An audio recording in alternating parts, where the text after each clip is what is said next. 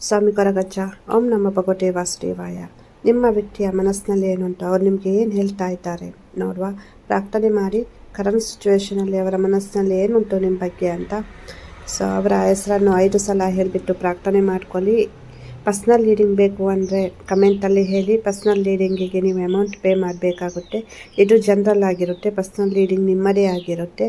ಯಾರಿಗಾದ್ರೂ personal leading ಬೇಕು ಅಂದರೆ ಕಮೆಂಟಲ್ಲಿ ಹೇಳಿ. ಪ್ರಾರ್ಥನೆ ಮಾಡಿ ನಿಮ್ಮ ಹುಡುಗ ಅಥವಾ ಹುಡುಗಿಯನ್ನು ನೆಟ್ ಮಾಡಿಕೊಂಡು ಪಾಸಿಟಿವ್ ಆಗಿರಿ. ನೋಡುವ, ಇಲ್ಲಿ ಅಂದರೆ ನಿಮ್ಮ ವ್ಯಕ್ತಿ ತುಂಬ ಬೇಸರದಲ್ಲಿದ್ದಾರೆ ಅಥವಾ ಏನೋ ಒಂದು ನಿಮ್ಮಿಬ್ಬರ ಮಧ್ಯೆ ಕ್ಲಾಶಸ್ ಆಗಿರ್ಬೋದು. ನಿಮ್ಮ ವ್ಯಕ್ತಿ ರಿಟರ್ನ್ ಬರಬೇಕು ಅಂತ ಇದ್ದಾರೆ. ಕೆಲವರ ಮಿಡ್ಲಲ್ಲಿ ಅಂದರೆ ಇಲ್ಲಿ ಬ್ರೇಕಪ್ ಆದ ಥರ ಉಂಟು ಅಥವಾ ಒಂದು ಮಾತುಕತೆ ಸರಿಯಾಗಿ ಆಗ್ತಾ ಇಲ್ಲ. ಮಾತನಾಡೋದಕ್ಕೆ ಒಂದು ಮಾತನಾಡ್ತಾ ಇದ್ದಾರೆ, ಬಟ್ ಕರೆಕ್ಟಾಗಿ ಇಲ್ಲ. ಅವರೇನೋ ಕೇಳಿದ್ದಾರೆ, ನೀವು ಯಾವುದಕ್ಕೂ ರಿಪ್ಲೈ ಮಾಡಿಲ್ಲ, ಅಥವಾ ಏನೋ ಮಿಸ್ಅಂಡರ್ಸ್ಟ್ಯಾಂಡಿಂಗ್ ಇಬ್ಬರು ಮಾಡ್ಕೊಂಡಿದ್ದೀರಾ, ಅಥವಾ ನಿಮ್ಮಿಂದ ಏನೋ ತಪ್ಪಾಗಿದೆ, ಅಥವಾ ಅವರು ನಿಮ್ಮನ್ನು ತಪ್ಪಾಗಿ ಅರ್ಥೈಸ್ಕೊಂಡಿದ್ದಾರೆ ಅಂತ ನೀವು ಒಂದು ಸಮರ್ಥನೆಯನ್ನು ಮಾಡ್ತಾ ಇರ್ಬೋದು. ಇವಾಗ ಹೇಳಿ, ನಿಮ್ಮ ಮನಸ್ಸಿನಲ್ಲಿ ನಾನೇನು ತಪ್ಪು ಮಾಡಿಲ್ಲ, ಅವ್ರನ್ನ ನಾನು ಅರ್ಥ ಮಾಡ್ಕೊಳ್ಳಿಲ್ಲ ಅಂತ ಹೇಳ್ಬೋದು. ಬಟ್ ಇಲ್ಲಿ ಒಂದು ಕಾಲ್ ಮೆಸೇಜಿಗೋಸ್ಕರ ವೆಯ್ಟ್ ಮಾಡ್ತಾ ಇದ್ರೆ ಖಂಡಿತವಾಗಿ ವೆರಿ ಸೂನ್ ಅವರಿಂದ ಒಂದು ಕಾಲ್ ಮೆಸೇಜಸ್ ಬರುತ್ತೆ. ನಂಬರ್ ಬ್ಲಾಕ್ ಆಗಿದ್ರೆ ಅನ್ಬ್ಲಾಕ್ ಆಗುತ್ತೆ. ನೀವು ಅಂದ್ಕೊಳ್ಬೋದು, ಅವರು ಮಾತನಾಡುವ ರೀತಿ ನೋಡುವಾಗ ಅವರು ನಿಮ್ಮಿಂದ, ಅದು ನಿಮ್ಮ ಹುಡುಗ ಇರ್ಬೋದು, ಹುಡುಗಿ ಇರ್ಬೋದು, ನಿಮ್ಮಿಂದ ದೂರ ಆಗ್ತಾರೋ ಏನೋ, ಅಥವಾ ಆಲ್ರೆಡಿ ದೂರ ಆಗಿರ್ಬೋದು. ಅವರು ಇನ್ನೂ ಲೈಫಲ್ಲಿ ಬರುವುದೇ ಇಲ್ವಾ ಏನೋ, ಆ ಥರ ಎಲ್ಲ. ಬಟ್ ಅವರು ಬರಬೇಕು ಅಂತ ಆಲೋಚನೆ ಮಾಡ್ತಾ ಇದ್ದಾರೆ. ಬಟ್ ನೀವು ಇಲ್ಲಿ ನೆಗೆಟಿವ್ ಆಲೋಚನೆ ಮಾಡೋದು ತುಂಬ ಜಾಸ್ತಿ ಆಗುತ್ತೆ. ತುಂಬ ಏನೇನೋ ಆಲೋಚನೆ ಬೇಡದ್ದು ಮಾಡ್ತೀರಾ. ಸೊ ತುಂಬ ಗೊಂದಲವನ್ನು ಮಾಡ್ಕೊಳ್ತೀರಾ.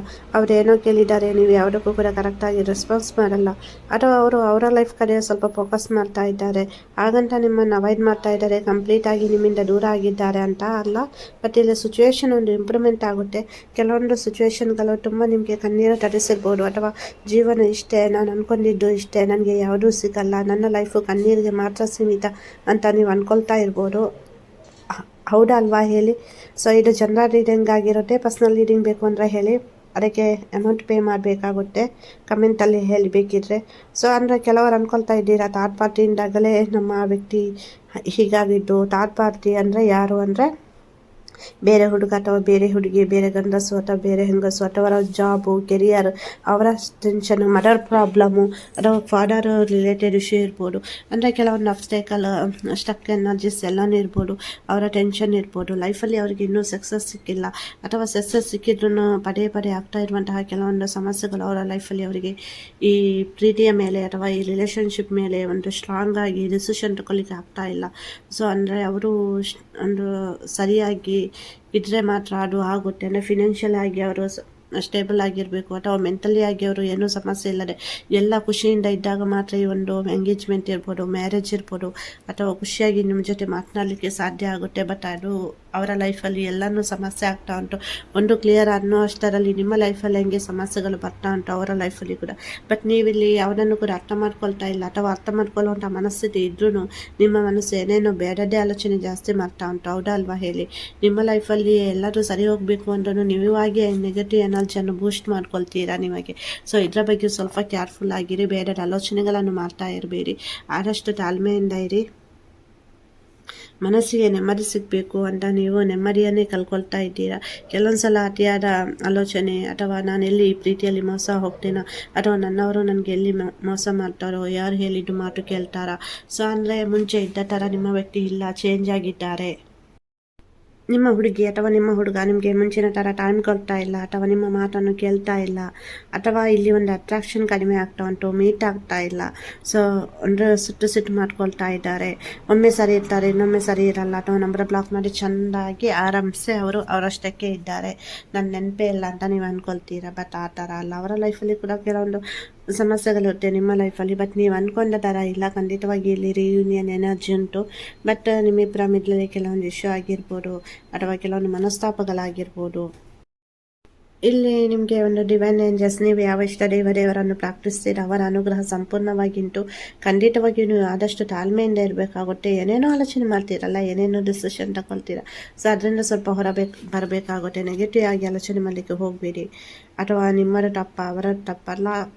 ಕೆಲವೊಂದು ಸಲ ಈ ಪ್ರೀತಿಯೇ ಬೇರೆ ಇತ್ತು, ಈ ಸಾಹಸವೇ ಬೇರೆ ಇತ್ತು, ನನಗೆ ಎಂತ ಆಯಿತು ಇದರಿಂದ ಅಂತ. ಮತ್ತು ನೀವಿಲ್ಲಿ ನಿಮ್ಮ ಲೈಫ್ ಬಗ್ಗೆ ನೀವು ಕೇರ್ ಮಾಡ್ತಾ ಇಲ್ಲ ಅಥವಾ ಸೆಲ್ಫ್ ಲವ್ ಮಾಡ್ತಾ ಇಲ್ಲ. ಇಲ್ಲಿ ತುಂಬ ಕಣ್ಣೀರಲ್ಲೇ ಇದ್ದೀರಾ, ಕಣ್ಣೀರಲ್ಲೇ ಕೈ ತೊಳೆಯೋ ಥರ ಆಗ್ತಾ ಉಂಟು. ಎಲ್ಲೂ ನೋಡಿದ್ರು ನಿಮಗೆ ಸ್ಟಕ್ ಎನರ್ಜಿ ಆಗ್ತಾ ಉಂಟು.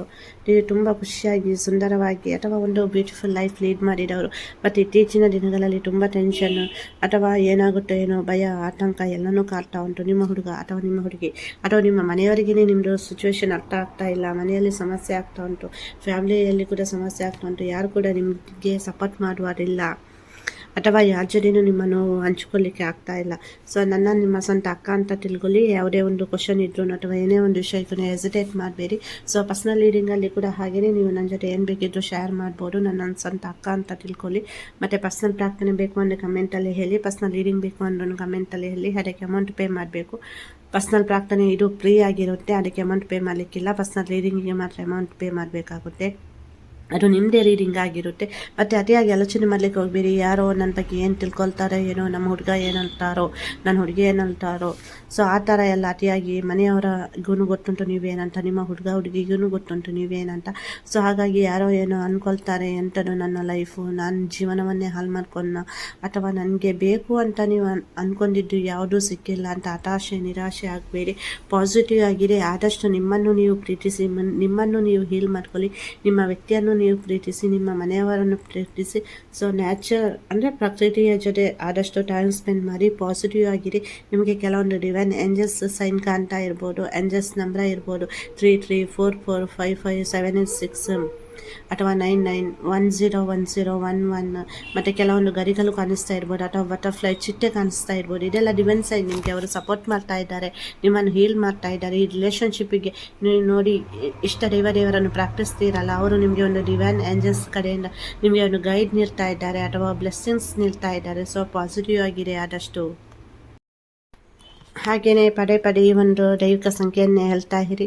444 ಡಿವೈನ್ ಮ್ಯಾಜಿಕ್ ಬಿಗ್ಯಾನ್ ನಾವು. 444 ಡಿವೈನ್ ಮ್ಯಾಜಿಕ್ ಬಿಗ್ಯಾನ್ ನಾವು. 444 ಡಿವೈನ್ ಮ್ಯಾಜಿಕ್ ಬಿಗ್ಯಾನ್ ನಾವು. ಇದೇನಕ್ಕೆಂದರೆ ಸೊ ನಿಮ್ಮ ಸಂಬಂಧದಲ್ಲಿ ಇವಾಗ ಭಯ ಆಗ್ತಾ ಉಂಟು, ಆತಂಕ ಆಗ್ತಾ ಉಂಟು, ಅಥವಾ ನಿಮ್ಮ ಜೊತೆ ಅವ್ರು ಮಾತನಾಡ್ತಾ ಇಲ್ಲ, ಥರ್ಡ್ ಪಾರ್ಟಿ ಎನರ್ಜಿ ಅಥವಾ ಮನೆಯಲ್ಲಿ ಹೋಗ್ತಾ ಇಲ್ಲ, ನಿಮ್ಮ ಹುಡುಗ ಅಥವಾ ಹುಡುಗಿಗೆ ನಿಮ್ಮನ್ನು ನೋಡಿದರೆ ಇವಾಗ ಆಗ್ತಾ ಇಲ್ಲ, ಏನೇನೋ ಟೆನ್ಷನ್, ಏನೇನೋ ಮನಸ್ಸಿಗೆ ಭಾವನೆ ಬರ್ತಾ ಉಂಟು. ಇದೆಲ್ಲ ಸರಿಯಾಗಲಿಕ್ಕೆ ಇದು ಒಂದು ದೈವಿಕ ಸಂಕೇತ. ಏಂಜಲ್ಸ್ ನಮ್ಮನ್ನು ನಿಮಗೆ ಸಪೋರ್ಟ್ ಮಾಡುತ್ತೆ, ಸಹಾಯ ಮಾಡುತ್ತೆ. ಸೊ ನೀವೊಂದು ನೆಗೆಟಿವ್ ಎನರ್ಜಿಯಿಂದ ಹೊರಬರಲಿಕ್ಕೂ ಇದು ದಿ ಬೆಸ್ಟ್ ನಂಬರ್ ಅಂತ ಹೇಳ್ತೇನೆ ನಾನು. ಸೊ ನಿಮಗೆ ಒಂದು ಪಾಸಿಟಿವ್ ವೈಬ್ರೇಷನ್ ಎನರ್ಜಿ ಸಿಗುತ್ತೆ. ಹಾಗೆಯೇ ಯಾರಿಗಾದರೂ ರೋಸ್ ಕ್ರಾಸ್ ಬ್ರಾಸ್ಲೆಟ್ ಬೇಕು ಅಂದರೆ ಕಮೆಂಟಲ್ಲಿ ಹೇಳಿ. ಹಾಗೆಯೇ ಪರ್ಸ್ನಲ್ ನಿಮಗೆ ಏನಾದರೂ ಕೇಳಲಿಕ್ಕಿದ್ರೆ ನನ್ನ ಜೊತೆ ಕೇಳ್ಬೋದು ಕಮೆಂಟಲ್ಲಿ. ಪರ್ಸ್ನಲ್ ರೀಡಿಂಗ್ ಬೇಕು ಅಂದ್ರೂ ಹೇಳಿ. ಹಾಗೆಯೇ ಯಾರಿಗಾದರೂ ಜಾಯಿನ್ ಆಗಬೇಕು ಅಂದರೆ ಜಾಯಿನ್ ಬಟನ್ನು ಅಂದರೆ ಸಬ್ಸ್ಕ್ರೈಬರ್ ಪಕ್ಕದಲ್ಲಿ ಜಾಯಿನ್ ಬಟನ್ ಉಂಟು. ನೀವು ಅಲ್ಲಿ ಜಾಯ್ನ್ ಆಗೋದ್ರ ಮೂಲಕ ನಾನು ಕೆಲವೊಂದು ಮಂತ್ರಗಳನ್ನು ಹೇಳಿಕೊಟ್ಟಿದ್ದೀನಿ, ಕೆಲವೊಂದು ತಂತ್ರಗಳನ್ನು ಹೇಳಿಕೊಟ್ಟಿದ್ದೀನಿ, ಅಥವಾ ಕೆಲವೊಂದು ನಿಮಗೆ ಏನು ಬೇಕು ನಿಮ್ಮ ಲೈಫ್ಗೆ, ಅಥವಾ ಅಲ್ಲಿ ಏನೇ ಒಂದು ಕೆಲವೊಂದು ನಿಮಗೆ ವೀಡಿಯೋಸ್ ಮಾಡಿ ಹಾಕಿದ್ದೇನೆ, ಮಂತ್ರ ಜಪ ಮಾಡಿ ಅಥವಾ ತಂತ್ರ ಹೇಳಿಬಿಟ್ಟು. ಸೊ ಅದನ್ನು ನೀವು ಅಲ್ಲಿ ನೋಡ್ಬೋದು. ಸೊ ಯಾರಿಗಾದ್ರೂ ಜಾಯಿನ್ ಬಟನ್ ಜಾಯ್ನ್ ಆಗಲಿಕ್ಕೆ ಇದ್ದರೆ ಜಾಯ್ನ್ ಆಗ್ಬೋದು. ಸೊ ಹಣಕಾಸಿಗೆ ಸಂಬಂಧಿಸಿದ್ದು, ಬಿಸ್ನೆಸ್ ರಿಲೇಟೆಡ್ ಅಥವಾ ಕೆಲಸ ಸಿಗ್ತಾ ಇಲ್ಲ, ಅಥವಾ ಕೋರ್ಟಿನಲ್ಲಿರುವಂತಹ ಕೇಸ್ ಇರ್ಬೋದು, ಕೊಟ್ಟ ಹಣ ರಿಟರ್ನ್ ಬರೋದಿರ್ಬೋದು, ಅಥವಾ ನಿಮಗೆ ಯಾರೋ ಅಮೌಂಟು ಹೆಲ್ಪ್ ಮಾಡ್ತೇನೆ ಅಂತ ಹೇಳಿದ್ದಾರೆ ಬಟ್ ಅವ್ರು ಮಾಡಿಲ್ಲ, ಅಥವಾ ಏನೇ ಒಂದು ವಿಷಯ ಇದ್ರೂ ನನ್ನ ಜೊತೆ ಶೇರ್ ಮಾಡ್ಬೋದು. ನನ್ನನ್ನು ನಿಮ್ಮ ಸ್ವಂತ ಅಕ್ಕ ಅಂತ ತಿಳ್ಕೊಳ್ಳಿ.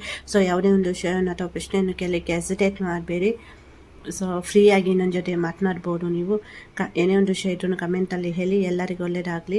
ನನ್ನ ಆರಾಧ್ಯ ದೇವರ ಕೊರಗಜ್ಜ ಹಾಗೂ ಮಹಾವಿಷ್ಣು ಮಹಾದೇವರ ಅನುಗ್ರಹ ಸದಾ ನಿಮ್ಮ ಮೇಲೆ ಇರಲಿ ಅಂತ ಪ್ರಾರ್ಥಿಸ್ತೇನೆ. ಧನ್ಯವಾದಗಳು.